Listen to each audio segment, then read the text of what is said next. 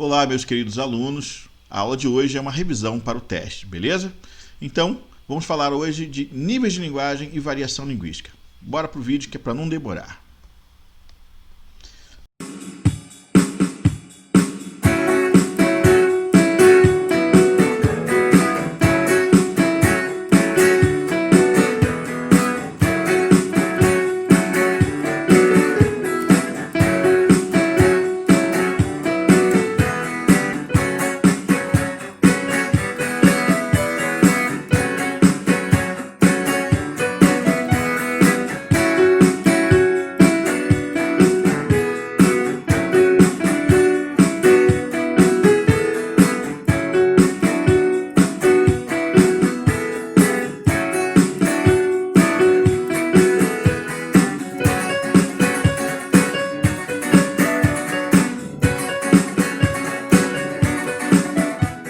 Nível de linguagem é diferente de variação linguística. Muita gente confunde isso, mas é bom deixar claro aqui logo no início.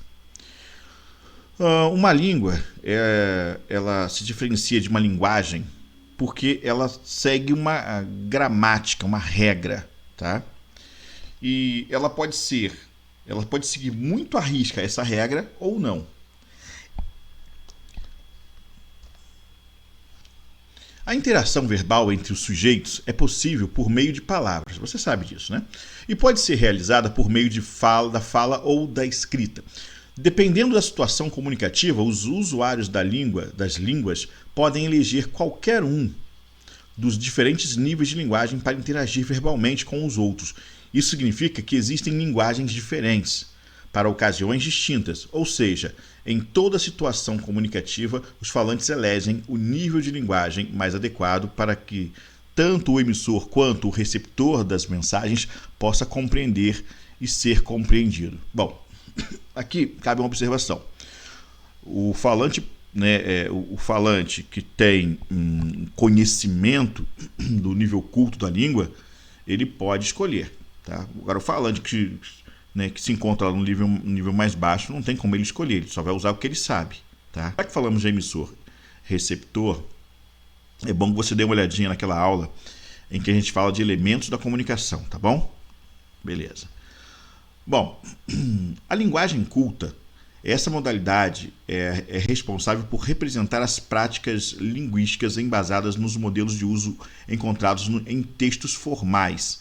É o modelo que deve ser utilizado na escrita, sobretudo nos textos não literários. Esses textos eles seguem as regras gramaticais. A norma culta conta com maior prestígio social e normalmente é associada ao nível cultural do falante. Quanto maior a escolarização, maior a adequação com a língua padrão. É importante que você entenda isso, tá? A língua culta, a linguagem culta, ela é muito respeitada na sociedade, ela tem mais prestígio, tá? Não que uma pessoa que não tenha estudo, que não tenha conhecimento da língua, da norma culta da língua, não seja menor. É uma questão de preconceito social, preconceito linguístico, tá? Mas é um fato que a gente não pode ignorar quando a gente analisa que as pessoas que têm uma língua, um falar mais elegante, mais polido, elas são vistas de maneira diferente e com certo prestígio. Aqui temos um exemplo de um texto utilizando a linguagem culta. Deixa eu te falar uma coisa importantíssima. Não é porque é linguagem culta que tem que falar palavras rebuscadas, coisas difíceis, não. Basta apenas respeitar as regras gramaticais. Isso você pode utilizar um vocabulário simples, um vocabulário comum, mas dentro seguindo, sem perder de vista as regras gramaticais de concordância, regência, colocação pronominal, acentuação, pontuação, ortografia, enfim. Vamos ao exemplo. Dr. Armando seguiu até a esquina para encontrar o filho que chegava da escola, enquanto Maria, sua esposa, preparava o almoço. Quando chegaram em casa, Armando e seu filho encontraram Dona Maria na cozinha preparando uma das receitas da família, o famoso bolo de fubá cremoso, a qual aprendera com sua avó Carmela. Beleza? Quais são as características de uma linguagem culta, formal? Tá? Vamos ver aqui agora. É o modelo culto utilizado na escrita, que segue rigidamente as regras gramaticais. Essa linguagem ela é mais elaborada, tanto porque o falante tem mais tempo para se pronunciar de forma refletida, como porque a escrita é supervalorizada na nossa cultura. Eu quero que você entenda isso. Tá? A linguagem escrita, né, o texto escrito, ele te permite pensar, apagar, corrigir, né? Você até mostrar, até você pegar aquele texto e apresentar para alguém, você tem toda a liberdade de fazer as correções que julgar necessárias. Então, o texto escrito, ele acaba tendo uma elaboração maior, tá? E acaba sendo mais bem acabado. Então ele está mais próximo da língua culta por causa disso, porque eu posso escrever, depois corrigir, e só depois de corrigido mandar para adiante. Então eu posso, ali naquele tempo todo que eu tenho, rever as regras gramaticais. Isso aqui, essa vírgula aqui está indevida. Não, essa aqui tem crase, não botei. E depois entregar o trabalho, o produto lá para o meu leitor. Tá? Então, por isso, essa linguagem ela é mais elaborada. Tá? Porque ele vai ter mais tempo para fazer isso. A história, continuando aqui, tá? É a história do vale o que está escrito. Aqui na nossa língua, na nossa cultura brasileira, a gente tem uma desconfiança muito grande da palavra. Já houve um tempo que não era assim, né? Que a palavra valia o escrito. Agora, hoje em dia, até por questões legais, vale o que está escrito. Então mudou, né? Acho que o comportamento da sociedade foi mudando ao longo dos anos, e hoje em dia uma palavra escrita ela sempre tem, vai ter uma importância maior, um valor maior. Uma das funções da escola é, através do ensino da língua portuguesa, oferecer a você condições de dominar a norma padrão, a fim de que, nas circunstâncias sociais convenientes, seja falando, seja escrevendo, você possa utilizá-la adequadamente. Bom, essa é a função da língua da escola. Né? Então a escola não está aqui para te ensinar os outros tipos de linguagem. Né? Não está aqui para te ensinar a linguagem culta, a linguagem coloquial, informal. A escola vai te ensinar as regras da gramática, a linguagem formal. Entende-se que o aluno ele já conhece desde sempre, né? Desde o seu nascimento, ele conhece os desvios da língua. O que ele não sabe são as regras. Então, cabe à escola ensinar as regras da língua portuguesa. Bom, aqui nós temos uma tirinha bem interessante que mostra essa distância entre a linguagem culta, né, e a linguagem inculta. Olha que interessante. O militar, né, conversando com o cozinheiro lá no exército. Tem uma pergunta filosófica, cozinheiro. Quem foi o deletério que engendrou esta massa pútrida e repelente? Aí depois ele sai, o cozinheiro vira para o outro, né, para o recruta zero. Ele me insultou? E aí o Zero tem essa fala que eu acho que é maravilhosa. Não que eu saiba, quer dizer, os dois deixam claro que não entenderam uma só palavra. E isso mostra o abismo entre a fala do vocabulário, o conhecimento linguístico do cozinheiro e do recruta zero em relação ao colega deles.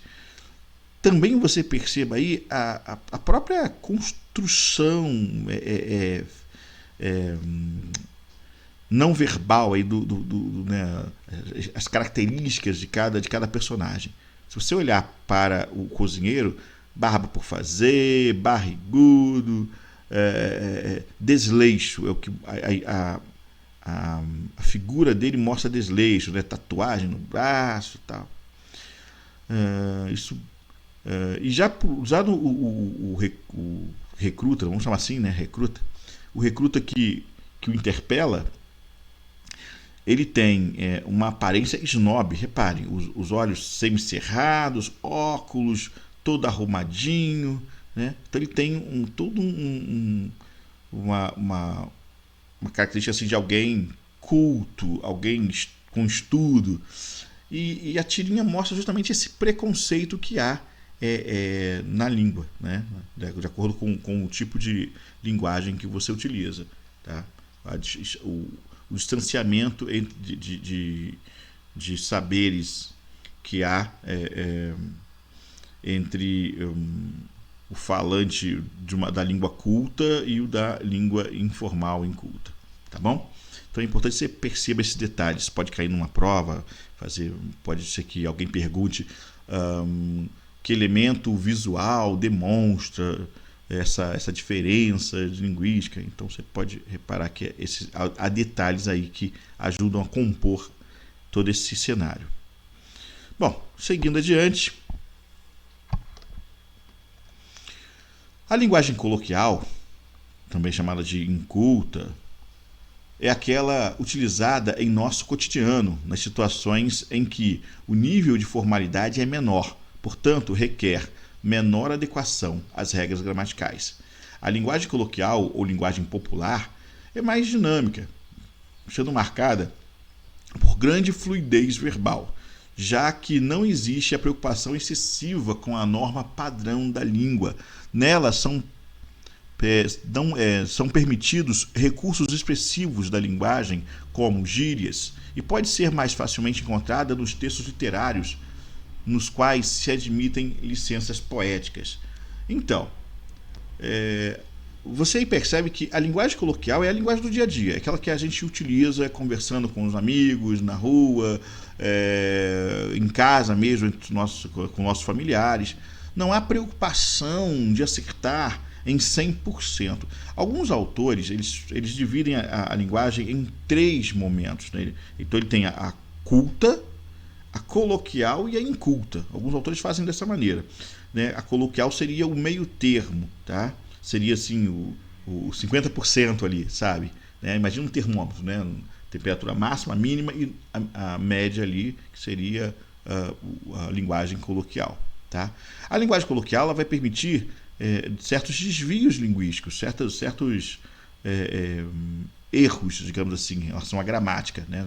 Então ela deixa de seguir 100% a gramática, mantém um mínimo ali e tal, e inclui, é uma linguagem mais livre, digamos, ela inclui gírias, redução de palavras. Então você fala um né no lugar de não é, você fala um tá no lugar de um está, entendeu? Então você tem essa mobilidade, é uma língua mais flexível, é uma língua que você não pensa tanto para se expressar, você sai falando. É importante também entender o seguinte, que a linguagem coloquial ela pode tender tanto para o culto, né, com uma coisa mais polida, e aí como é meio do caminho, ela pode, né, o falante pode descambar para o culto ou para o inculto. Então você tem uma linguagem coloquial ainda mais deficiente, ao ponto de mostrar erros graves na comunicação. Nós vai, alguma coisa do tipo, tá? Churrasco, enfim, o que demonstra pouco estudo, tá? Então você pode fazer uma análise social. Voltando lá para o texto, o mesmo texto que a gente leu daquela vez, agora utilizando a linguagem coloquial. O doutor Armando foi até a esquina esperar, no lugar de esperar, né, o filho que chegava da escola. Nisso, a Maria ficou em casa preparando o almoço. Você já percebeu aí que ele vai direto ao ponto. Quando eles chegaram, e aí olha só, né, em vez de usar a M, usou o ao tio. Em casa, Maria estava, no lugar de estava, na cozinha, preparando a famosa receita da família. Boa pra caramba. Olha a expressão coloquial aí, pra caramba. Né? Em alguns casos entraria até um palavrão aí. O bolo de fubá cremoso, entendeu? Aí você tem você percebe erros de concordância, erros de de regência, erros de pontuação, mas é importante frisar que o objetivo do emissor, que é comunicar, ele é atingido, ou seja, ele consegue passar a mensagem, embora se perceba que ele está muito distante das normas da gramática. Essa é a linguagem coloquial. Características da linguagem coloquial, também chamada de informal. É a versão oral da língua culta. É a versão oral da língua culta, e por ser mais livre e espontânea, tem um pouco mais de liberdade e está menos presa à rigidez das regras gramaticais. Entretanto, a margem de afastamento dessas regras é estreita, e embora exista a permissividade com relação às transgressões, é pequena. É uma variante espontânea utilizada nas relações informais entre dois ou mais falantes. É a língua do cotidiano, sem muita preocupação com as normas. O falante, ao utilizá-la, comete deslizes gramaticais com frequência considerável. Bom, foi aquilo que eu falei para você. Tá? Alguns autores vão dividir em 3 momentos: linguagem culta, linguagem coloquial e inculta. Aqui, quando eu digo que ele tem, que é uma variante espontânea utilizada nas relações informais entre dois ou mais falantes, ele está querendo dizer que é uma coisa que você não fica pensando muito para falar. Você pega e fala, tá? Sem muita preocupação em respeitar a gramática, em respeitar as regras gramaticais e tudo mais. E por isso ela é mais utilizada na fala do que na escrita. Tá? Ela vai aparecer, quando muito, na literatura, porque a literatura, muitas das vezes, ela se apropria da linguagem coloquial para mostrar a fala das personagens, né, de forma natural, enfim. Tá? Então, por isso, a literatura vai se servir da linguagem coloquial para poder ter mais assim, veracidade com relação à construção das personagens.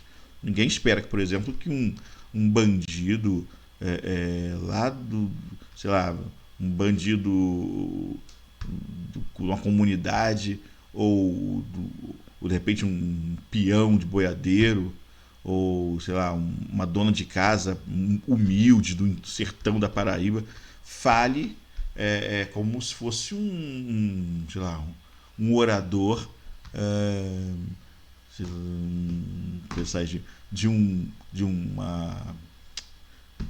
de um encontro de literatos.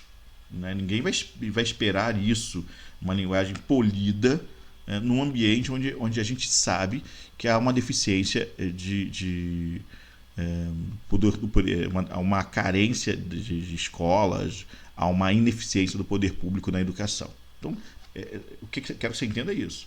A literatura, ela vai utilizar a linguagem coloquial para dar mais veracidade à construção da sua personagem. Não dá.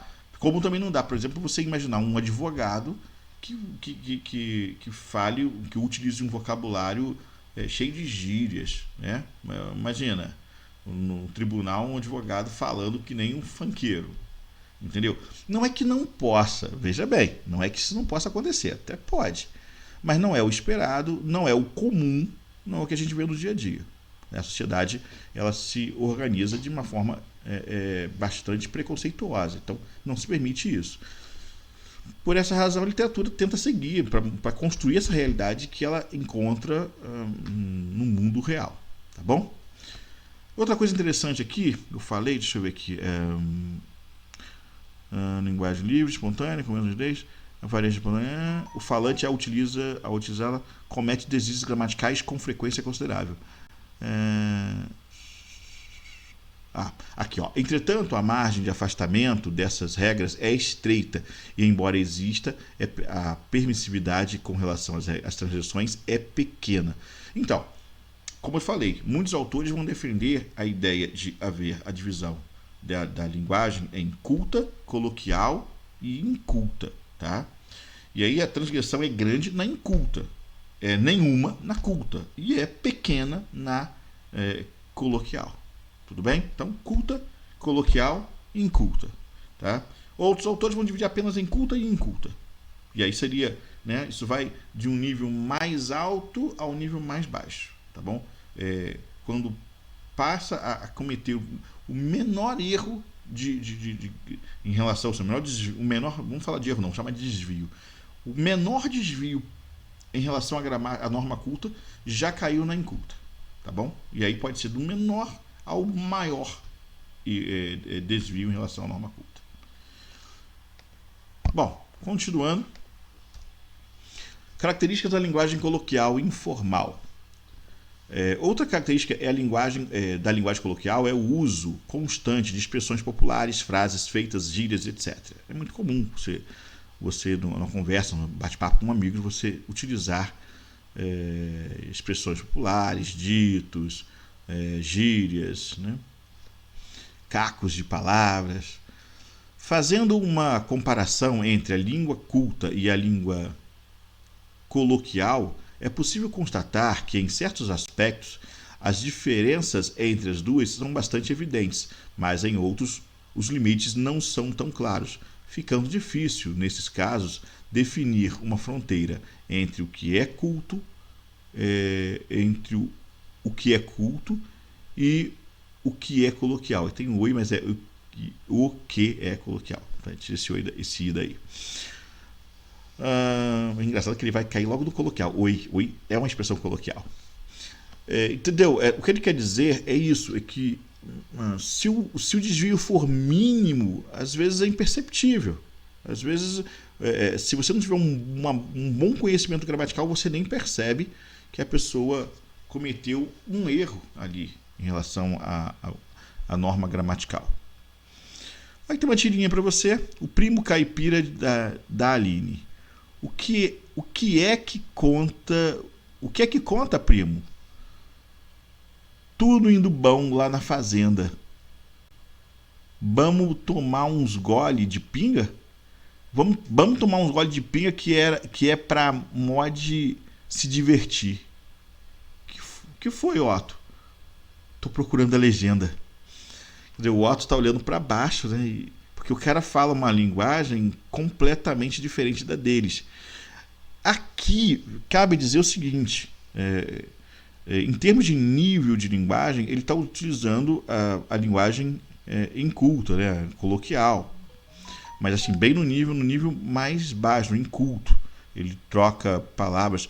Mas isso tem a ver também com a questão regional. Você repare que no segundo quadrinho, a palha ali na boca da personagem mostra que ele é do interior. Então isso tem a ver com variação. Daqui a pouco eu vou falar sobre isso com você. Mas tem a ver com variação linguística, tem a ver com uma questão muito mais regional do que social. Tá? De qualquer forma, é importante notar que ele faz uso de um nível mais baixo de linguagem. Não que o colega, né, que o primo não utilize a linguagem culta. O que conta, o que, tá vendo? Esse o que conta, primo. Ele também utiliza a linguagem coloquial, só que o outro está no nível mais acentuado dessa linguagem coloquial. Então podemos dizer que enquanto um utiliza a linguagem coloquial, o outro já utiliza a inculta. Beleza? A questão comparando os dois textos, eu acho que não há necessidade de a gente falar sobre isso, mas se você achar interessante, pause e compare os dois textos, né? O de cima utilizando a linguagem culta e o de baixo a inculta. Bom, algumas diferenças. Na linguagem coloquial, então nós temos uma pronúncia simplificada de palavras e expressões. Nós, vocês, tá bom, não vou, não quer. Na linguagem culta, é uma maior preocupação com a pronúncia. Nós, vocês, está bom, não vou, não quer. Emprego frequente de palavras e expressões do tipo aí, então e né é muito comum na linguagem coloquial e é menos comum na linguagem culta. O uso de expressões como a gente em lugar de nós é uma expressão própria da linguagem coloquial. Tá? Na linguagem culta, o nós predomina. Não utilização de marcas de concordância. Os menino vai bem. Os menino vai bem, né? Não, os meninos vão bem. Linguagem coloquial tem mais chances de você errar na concordância. Misturas de pessoas gramaticais. Exemplo, você sabe que te enganaram. Se você está utilizando você, o certo seria usar o o no lugar do te, já que o te estaria para o tu. Tu sabes que te enganaram. Então isso seria a relação correta.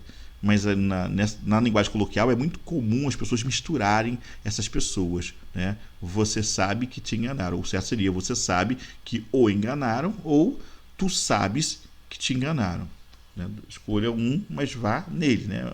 Ou é na segunda ou é na terceira pessoa. Não pode misturar. Entendeu? E agora vamos falar de variação linguística. Eu te falei que as pessoas confundem muito a variação com o nível de linguagem. Expliquei para você o que é nível de linguagem. Agora cabe te explicar o que é a variação linguística. A variação linguística ela é essa mudança que a língua sofre, tanto na forma de ser pronunciada, no vocabulário, no sentido das palavras. Uma língua ela pode se modificar tanto ao ponto de se tornar outra língua, entendeu? Seria assim a transformação completa. É assim que o latim, por exemplo, virou português, virou o espanhol, virou o francês. A língua vai se modificando a tal ponto que ela acaba se transformando em outra língua. Mas essa mudança da língua, essa diferença de que uma língua que você percebe numa mesma língua, em regiões diferentes, em épocas diferentes, em situações diferentes, em grupos sociais diferentes, né? Essa mudança, essa diferença, melhor dizendo, é que a gente chama de variação linguística. Vou repetir para você. A língua ela tem a capacidade de se modificar. Ao longo do tempo, o nosso vocabulário muda. Se você comparar o vocabulário falado hoje com o vocabulário falado há tempos atrás, você vai ver que há uma grande diferença. Com a distância, também pode ocorrer a mudança. Então, se você compara o jeito de falar do brasileiro, o vocabulário do brasileiro, né, com o jeito de falar e o vocabulário do português, embora falemos a mesma língua, nós a falamos de forma diferente. Entendeu? E isso é que a gente chama de variação linguística. Tá? Então, vamos para a matéria. Variação linguística. Olha aqui. Adorei essa imagem, achei bacana pra caramba. Né? Nosso país ele é grande demais, ele né, tem dimensões continentais, cabem a Europa toda, se bobear não, tenho certeza que a Europa toda cabe no Brasil. Entendeu? Ainda sobra espaço. É um país muito grande. E por ser um país muito grande, você não pode esperar que a língua não sofra nenhuma mudança entre o norte e o nordeste, entre o sul e o sudeste, entendeu? Entre o sul e o nordeste, entre o sudeste e o norte, entre o centro e o litoral, né? O centro do país e o litoral. Então, assim, sempre vai haver uma grande mudança na forma de falar, no vocabulário, porque a língua entra em contato com outras línguas, entra em contato com uma infinidade de falantes da língua que também colocam ali suas características e de grupos que vão modificando essa língua, gírias que vão surgindo, enfim. Né? A língua ela muda o tempo todo, ela vai se transformando o tempo todo, como falei, né, na tentativa de virar outra coisa. E aí tem uma fala de um gramático brasileiro, não me recordo agora quem exatamente, mas a fala eu guardei, que ele diz que não sei se foi Nesquier que disse isso, que é um grande milagre, assim, né? Não sei se foram essas palavras, mas acho que foi isso. Assim, que é de ficar admirado como no Brasil ainda se fala o português de uma ponta a outra. É um grande mistério que a gente consiga manter a unidade da língua, apesar da distância que há, por exemplo, entre nós aqui no Rio de Janeiro e o pessoal lá no Acre, por exemplo. E a gente ainda consegue manter a unidade da língua. Acredite, países menores não conseguiram. Celso Cunha diz assim, ó: nenhuma língua permanece a mesma em todo o seu domínio e ainda num só local. Apresenta um sem número de diferenciações. Mas essas variedades de ordem geográfica, de ordem social e até individual, pois cada um procura utilizar o sistema idiomático da forma, ou melhor, lhe exprime o gosto e o pensamento, não prejudicam a unidade superior da língua, nem a consciência que têm os que falam diversamente de se servirem de um mesmo instrumento de comunicação, de manifestação e de emoção. O que o Celso Cunha está querendo dizer aqui é que não tem como a língua não mudar. A língua muda, ela é viva, né? Porque você tem um sem número de razões para que isso ocorra, tá? A questão da geografia, né, de uma região para outra, muita coisa muda, a vida é outra, palavras são criadas entre grupos sociais que acabam pegando e sendo utilizados por todos, o sotaque é diferente, as influências culturais de fora também são diferentes, enfim. Isso sem falar no tempo, que acaba mexendo mesmo com a linguagem, tá? Então tem muitas mudanças ocorrem ao longo da história de uma língua.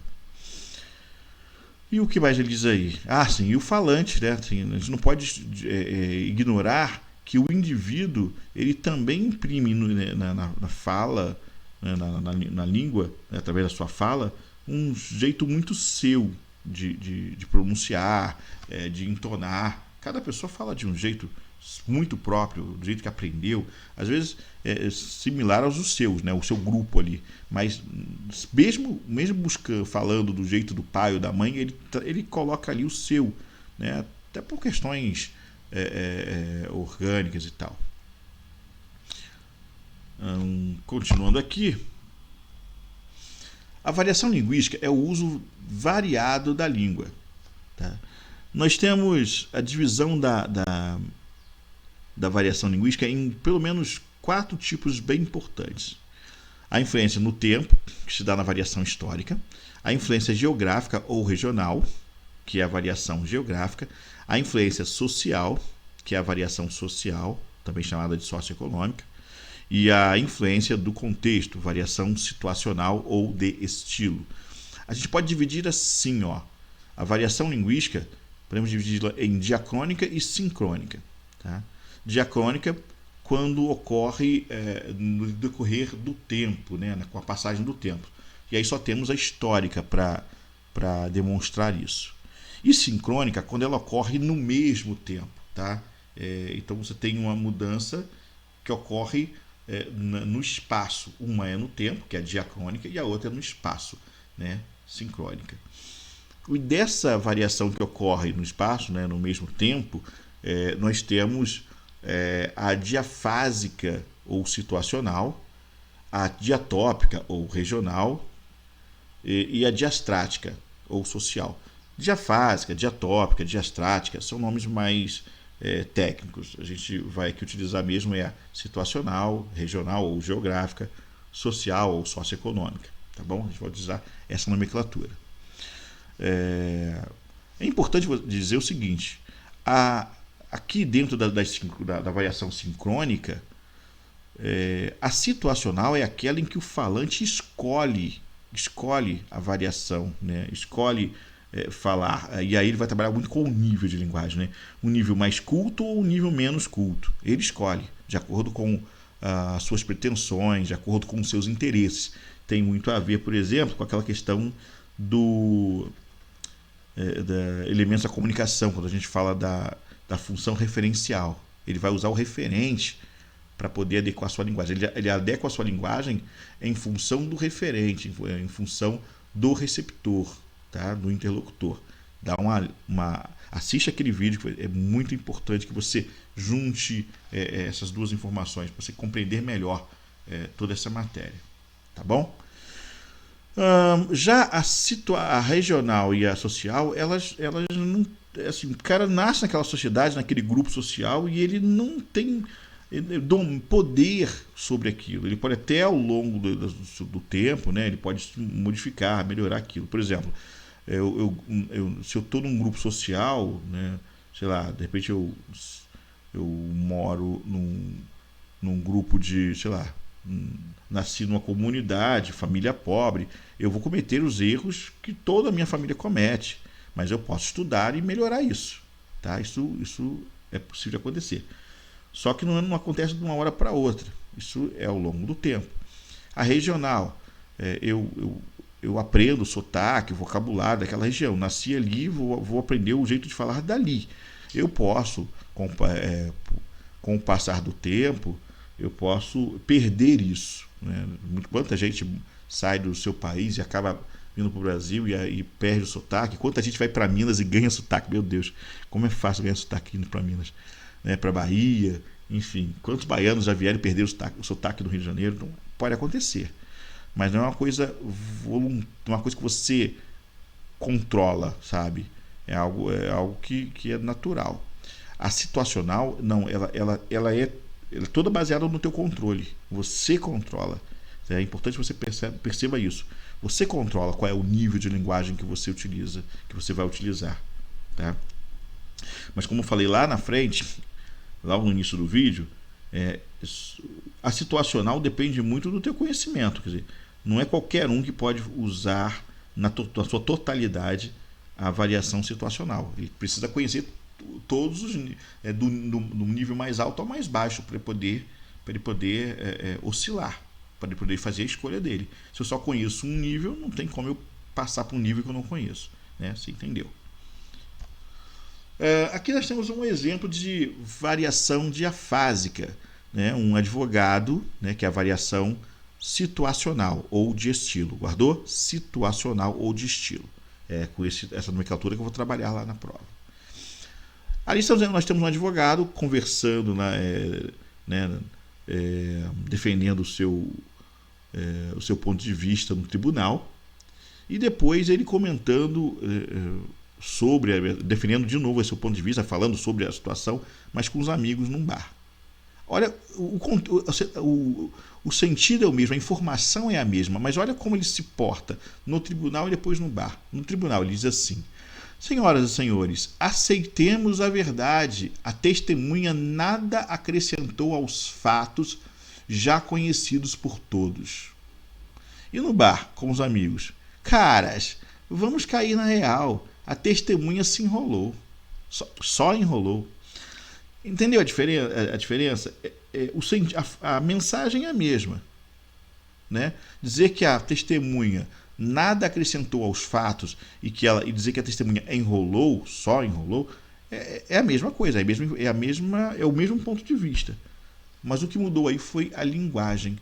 Ele como domina os dois níveis da linguagem, né? Tanto o nível culto quanto o coloquial, ele percebeu que no tribunal o linguajar deveria ser culto, né? A linguagem deveria ser, o nível de linguagem utilizado deveria ser o nível padrão, e ele utilizou. No bar, descontraído, já sem o paletó, só afrouxou a gravata, né? Tomando cerveja no canudinho, certo?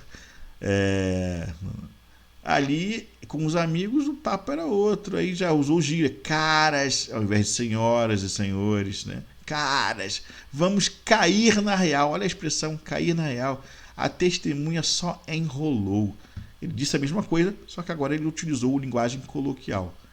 É a mesma mensagem, mas num texto mais livre, né? Num texto mais despojado, num texto menos rígido com relação à norma gramatical.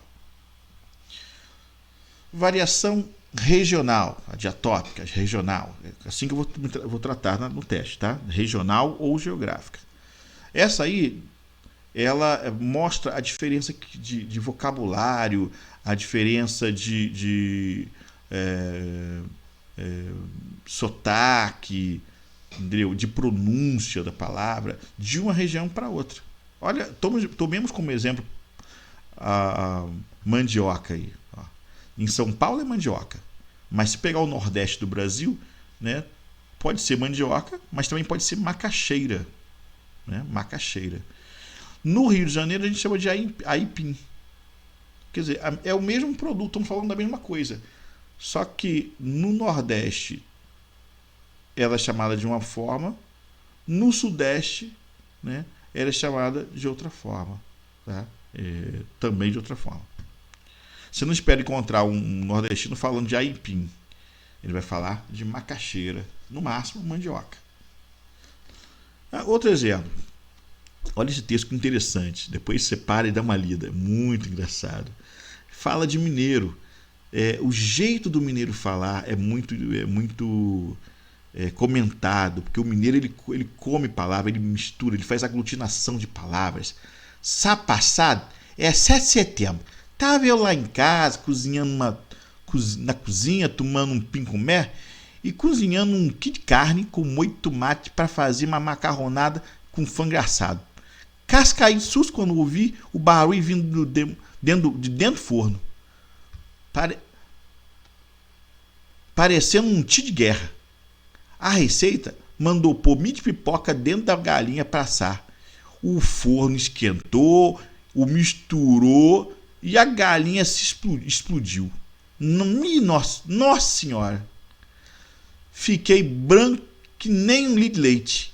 Doido demais. Cascaí dentro da pia. Fiquei sem saber de onde que eu vim, pra onde que eu vou, onde que eu tô. Olha, pra você ver. Não é interessante o jeito de falar? É assim mesmo. O mineiro, ele junta as palavras, né? É o jeito de falar do mineiro. É característico daquela região ali de Minas Gerais. Tá? Bem diferente. Olha que a gente está falando da região sudeste, mas se você pega o paulista, o carioca, são jeitos bem diferentes de falar. O sotaque faz parte dessa variação, né? Da variação regional ou geográfica. O vocabulário também, né? Algumas palavras, algumas expressões como trem, trem bom, senhor, né? São expressões que marcam aquela região.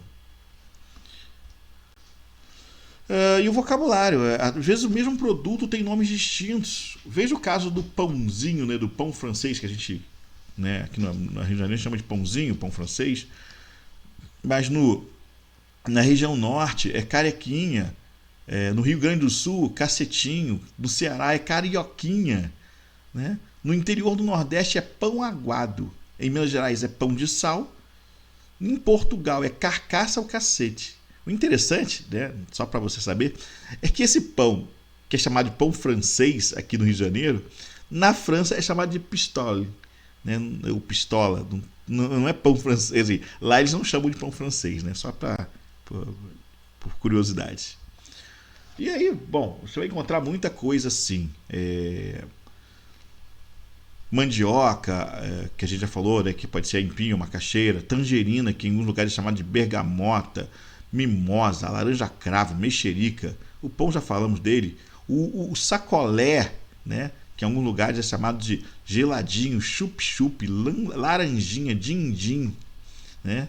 Então assim, essa mudança de vocabulário para utilizado para uma mesma coisa, isso é variação regional, tá bom? Outra coisa importante que eu acho que vale a pena a gente comentar aqui, tá? É que dentro da variação regional, muita gente confunde isso. A variação regional, muita gente confunde com variação socioeconômica, porque o pessoal fala errado, então é variação social. Não. Em alguns lugares, não é só um ou outro que fala errado, não é só uma parte da sociedade. O jeito de falar por exemplo, do caipira, né, aquele jeito completamente inculto do caipira, não faz parte só de um grupo. Porque a gente vai ver daqui a pouco que a variação social ela tem a ver com grupos dentro de uma mesma sociedade. Mas nesse caso, não.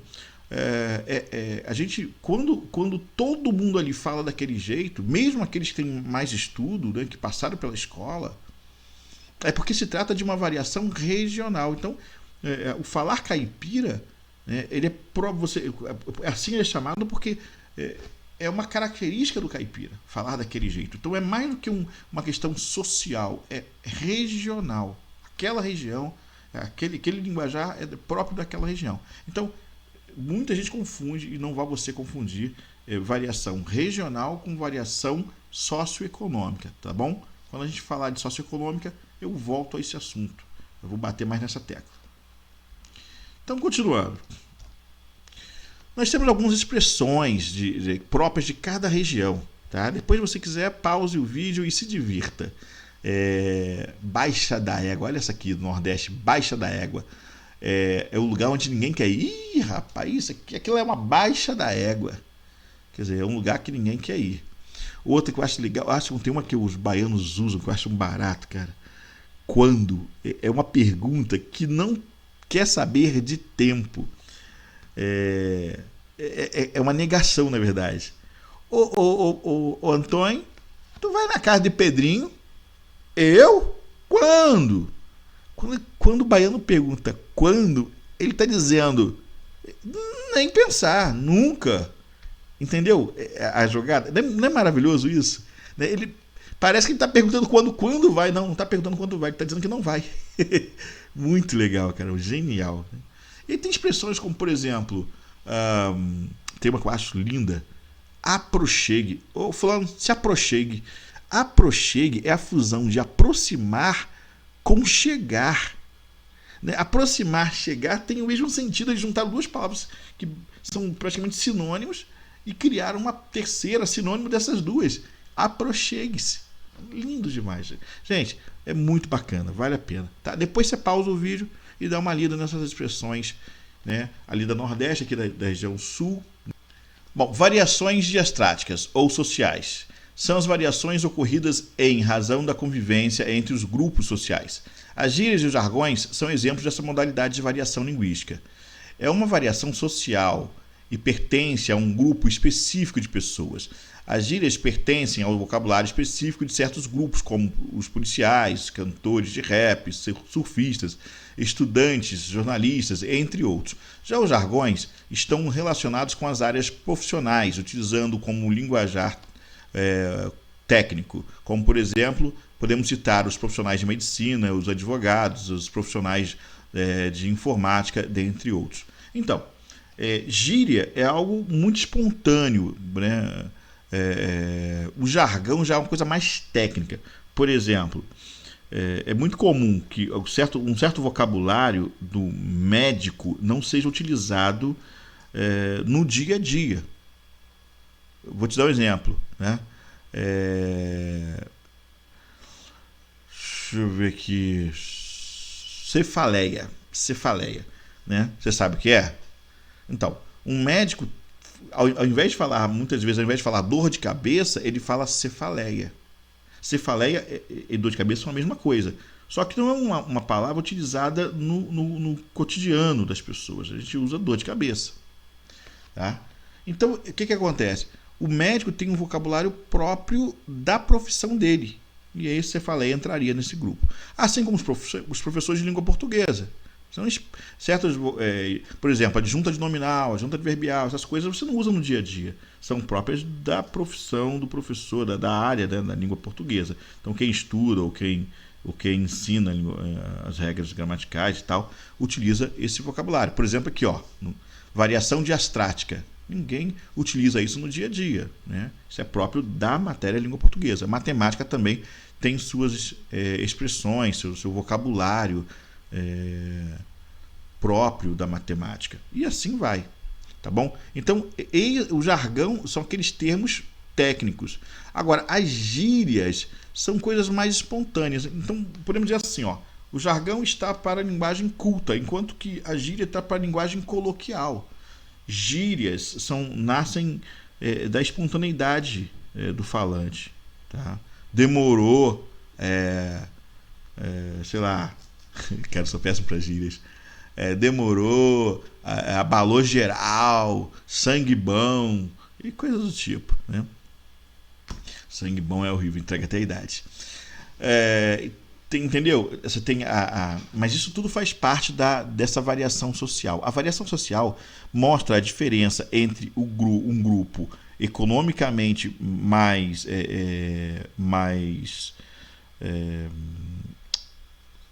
como é que passar qual palavra para isso?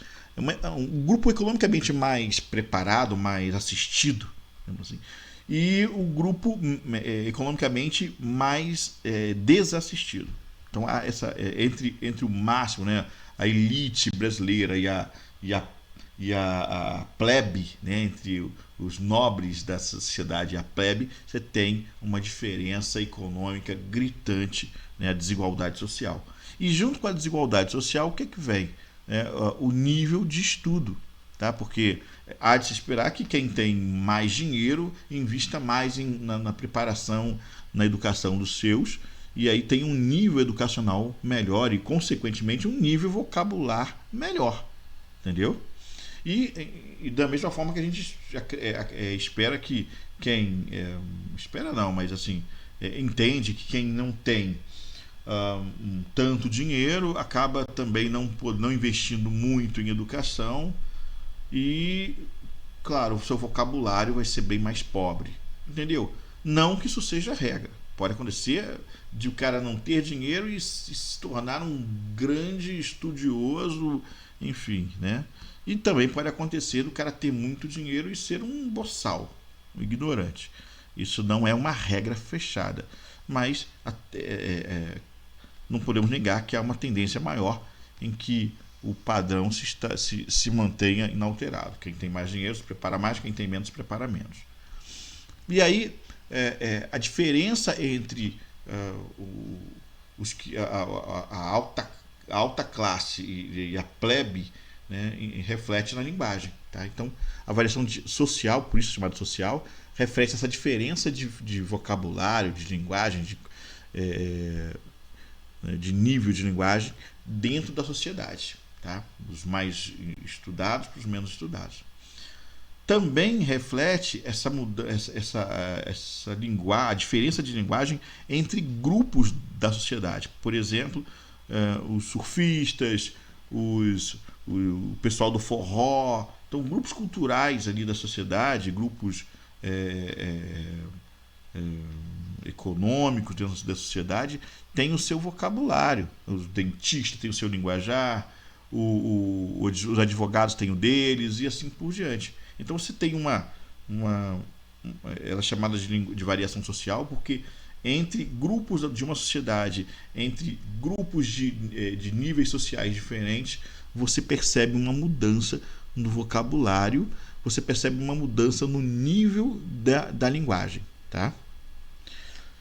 Aí temos uma tirinha bem interessante. Um doutor, né, tá olhando os exames do paciente e ele diz assim: de acordo com o laudo, você está com um processo de entumescência resultante da lesão inflamatória da necrose subcutânea. Meu Deus, doutor! E quanto tempo eu tenho de vida? Ah, não se preocupe. É só um furúnculo. Quer dizer, olha, você vê, o cara. É um furúnculozinho, né? Coisa boba, nada demais.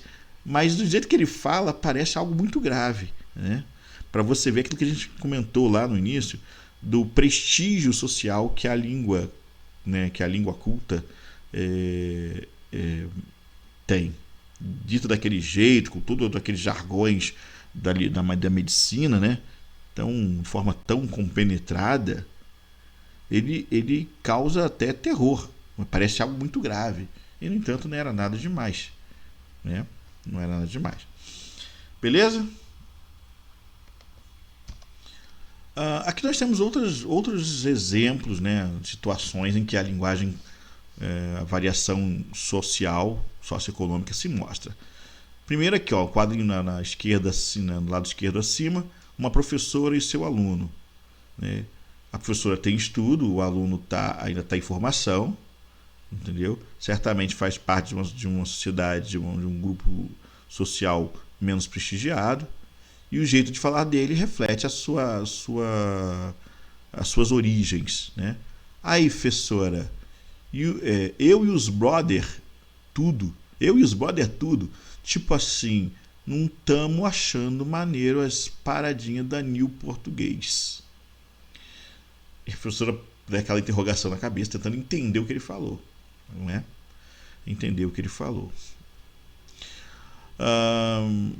Na parte de baixo você tem essa linguagem jovem, né? Palavras, muitas expressões, gírias da linguagem jovem, e uma senhora tentando entender, né? Ela já tem mais idade, ela não acompanha essa evolução da língua aí proposta pelos jovens. Rola? É nós, só demorou.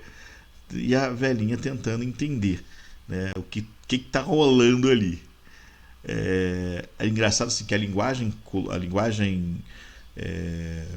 da gíria, ela tende muitas vezes ela pode até criar uma certa riqueza na linguagem, e em outras ela acaba empobrecendo, é muito relativo. Eu lembro de uma vez que eu estava parado numa aula de natação esperando os meus filhos para a gente ir embora, e aí um professor de educação física encontra com outro lá da aula. E aí, rapaz, vai ter um churrasco depois da aula. Aí ele falou assim, não sei qual foi a expressão que ele usou, era... Como é que era a expressão mesmo, né? Só não. Show. Vai ter um churrasco depois da aula. Show? Show. Show. Imagina, são dois caras conversando, né? Olha, vai ter um churrasco depois da aula. E aí, o que você acha? Show? Show. Show. Ou seja, a palavra show ali naquele momento ganhou 3 significados. Vamos? Sim. Legal. Sabe, eles se entenderam usando a mesma palavra. Estava tudo na intenção do sentido da palavra. A gíria faz muitas vezes isso. De outras não. De outras tem expressões assim que eu acho que são de uma riqueza, né, metafórica maravilhosa e contribuem para a expansão da língua portuguesa, sabe? Literariamente falando. Por exemplo, expressões como atividade na laje. Gente, pelo amor de Deus, que coisa linda, que coisa linda. Atividade na laje. Se você traz isso para o processo de raciocínio, de estudo, atividade na laje, entendeu? Outra também que eu acho bacana, a casa caiu. A casa caiu é excelente. Não. A casa caiu é mágico o negócio, né? Então você tem essas riquezas metafóricas que vale a pena utilizar. A gíria contribui bastante para o crescimento da língua, tá? Mas também tem o show. É isso aí. Bom, continuando. Variação diacrônica, a famosa variação histórica. Ela ocorre de uma época para outra, como eu já falei, né? Então você está vendo aí na sua tela uma placa de um colégio, pátio do colégio. Olha como é que era escrito pátio, como é que era escrito colégio, sabe? Essa placa é de 1800 e tal, no início de 1900. Então era uma outra forma de escrever as palavras. E ao longo do tempo as palavras vão mudando. Farmácia, que já foi escrita com PH, hoje não é mais, né? A palavra você, lá no passado era vossa mercê, virou vossa mercê, vós mercê, vancê, até chegar aos dias de hoje com você. E ainda tem quem abrevie para você, VC na internet, ou quem fale apenas C. Você está bem? Como é que você está? Então, essas mudanças que a língua sofre ao longo do tempo são chamadas de variações históricas. Tá? Bom, eu trouxe vários exemplos para vocês aí, espero que vocês aproveitem. Então, pause o vídeo e se divirta, tá? Com essas mudanças que ocorrem na língua. Olha essa influenza espanhola. Olha só como é que era escrito espanhola, só que lindo. Tem uma aqui linda que eu acho bacana. O jeito de falar também, sabe? A forma como se expressa também é muito diferente. Tá? Essa coisa da construção do texto, sabe? Vale a pena. O Brasil com Z aí, ó, que legal, né? Já foi assim. Então, assim, a variação linguística, ela acompanha, a temporal, ela acompanha a histórica, ela acompanha o tempo, ela acompanha as mudanças do tempo. E tudo muda, não é só na linguagem, não. Assim, o tempo muda tudo. A linguagem de um modo geral, né, ela compreende muito mais do que só a fala, né, só a escrita. Ela tem a ver também com o comportamento, porque a fala é a expressão do que nós sentimos e pensamos. Ela é uma forma de você, de cultura, né, de expressar sua cultura. E a cultura da época muda. E com a mudança da cultura, muda a linguagem. Com a mudança da linguagem, muda a cultura. Quem muda quem? Vai saber. Então, assim, anos 50, você tem vocabulário dos anos 50, né? Aqueles anos dourados, né? Aí você tem palavras como bafafá, barbeiro. Pausa aí depois do vídeo e dá uma lida, né? É de lascar o cano. Não vai marcar toca, hein? Fica aí na boca de espera. Anos 60, os anos rebeldes, ano das mudanças da cultura, surgimento de uma cultura pop, transgressões dos jovens, aquela coisa toda, anos de chumbo, vamos esquecer disso não. Então, vocabulários como boa pinta, borogodó, broto, bulhufas, cafona, dar tábua. Duvideodó que você sabe o significado dessas palavras. Vai, para o vídeo aí e dá uma lida, que você vai gostar bastante. Os anos 70, os anos da discoteca, da disc music, paz e amor, Woodstock, anos de pura rebeldia jovem, lutar contra o sistema, porque o homem tem que ser vencido. Então, nesses anos 70 tão psicodélicos, o que nós temos de vocabulário, né? Nós temos arquibaldos, né? Geraldinos e arquibaldos, barra pesada esse negócio. Aí, bicho grilo, né? Bidu, careta, né? Chacrinha, chato de galocha, chuchu beleza isso aqui, cara. Dá uma pausa e lê. É chuchu beleza isso aqui. Os anos 80, a década perdida, a época dos eletrônicos, essa época boa aí de Fred Cougar e Michael Jackson, passando por Madonna e o ET, que não era o de Varginha. Nós temos vocabulários do tipo bode, numa nice, viajar na maionese, pentelho, rachar o bico. Pausa depois, dá uma lida que você vai gostar. E nos anos 90? O que tínhamos nos anos 90? Né? Os anos 90, anos dos eletrônicos. Aqui no Brasil era ir para o Paraguai para comprar bugiganga e vender no Brasil. Anos surgiram os camelôs. Essa bagunça começou aí. Então época do Tamagotchi, do El-chan, segura o chan, amarra o chan. Então você tem antenado, arco da velha, azarar, baranga, tô bolado com isso, hein? Chavecar, delay, decolar, Mauricinho, Patricinha e por aí vai. Professor, mas chavecar ainda existe até hoje. Sim. Esses vocabulários não somem totalmente, não. Algumas coisas ficam e são reproduzidas ao longo, ainda são repetidas nas décadas seguintes. Mas eu estou falando de quando essas expressões vão surgindo, tá? Então isso surgindo na década de 90. E de 2000 para cá? Bom, já mudou muita coisa, né? Botei até 2000, mas vamos combinar que 2010, 2015, 2020 já tem muita coisa nova. Mas na época do celular, né? Do smartphone, nessa época meio doida, nós temos coisas do tipo abalar, beca, bombado, busão, casoeiro, passar rodo, tá dominado, enfim, né? São expressões que surgiram, que ganharam força, X9, na década de 90, nos anos 2000 para cá, tá bom? Então é isso, o vocabulário que a gente utiliza, ele sofre variações ao longo do tempo. Sofre variação ao longo na distância de uma região para outra, sofre variação de de um grupo da sociedade para outro grupo da sociedade e sofre variação que a gente escolhe fazer para se adequar a uma situação que a gente está vivendo. É claro que se eu estou conversando com uma criança, eu falo de um jeito. Se eu estou conversando com um adulto, eu falo de outro jeito. Ninguém vira para um adulto, olha, tá na hora de naná, tá na hora de naná, hora de neném tá na cama. Ninguém fala assim, né? Pelo amor de Deus.